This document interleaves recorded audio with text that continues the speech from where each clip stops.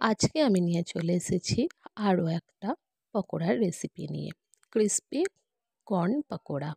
এটা কিন্তু বৃষ্টির সন্ধ্যায় ১ কাপ চা অথবা সসের সঙ্গে খেতে খুবই ভালো লাগবে। একেবারে সহজ এই রেসিপিটা, চলুন তাহলে শুরু করা যাক। তার আগে আমার চ্যানেল সাবস্ক্রাইব করে না থাকলে আমার চ্যানেল সাবস্ক্রাইব করার অনুরোধ রইল।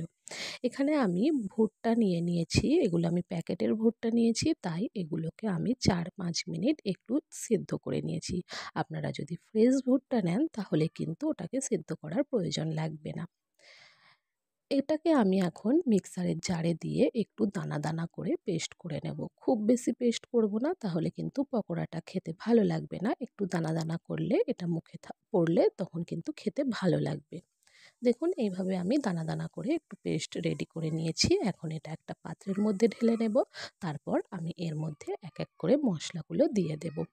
দিয়ে দিলাম জোয়ান, হিং দিয়ে দেব সামান্য। হিংটা আপনারা অপশনাল, না ভালো লাগলে কিন্তু স্কিপও করতে পারেন। দিয়ে দেব হলুদ গুঁড়ো, জিরের গুঁড়ো, গোলমরিচ গুঁড়ো, চাট মশলা একটু বেশি পরিমাণে দেবেন, একটু চটপাটা হবে খেতে। দিয়ে দেব চিলি ফ্লেক্স, চিলি ফ্লেক্স না থাকলে লঙ্কার গুঁড়ো ব্যবহার করতে পারেন, আর স্বাদ অনুযায়ী লবণ। আর এখানে নিয়েছি পেঁয়াজ কুচি, ক্যাপসিকাম কুচি, আদা কুচি আর কাঁচা লঙ্কা কুচি। ক্যাপসিকাম না থাকলে আপনারা কিন্তু স্কিপও করতে পারেন। আর দিয়ে দেব ধনেপাতা কুচি। তারপর এখানে আমি দিয়ে দিলাম বাইন্ডিংয়ের জন্য বেসন। বেসনটা আপনারা আপনাদের বাইন্ডিং করার জন্য যতটা পরিমাণ বেসন লাগবে ঠিক ততটা পরিমাণ দেবেন। আমি এখানে ৪ চা চামচের মতো বেসন দিলাম।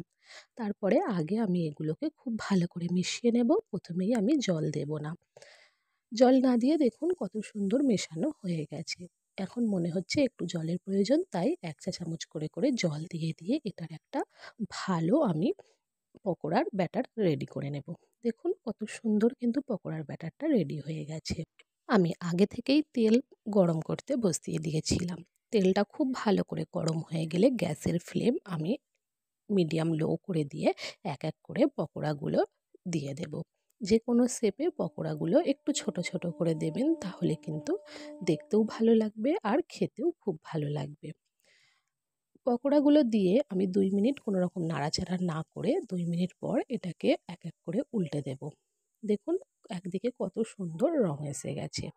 এভাবে ২ দিকেই যখন একটু গোল্ডেন রং চলে আসবে তখন আমি এইগুলোকে এক এক করে তুলে নেব।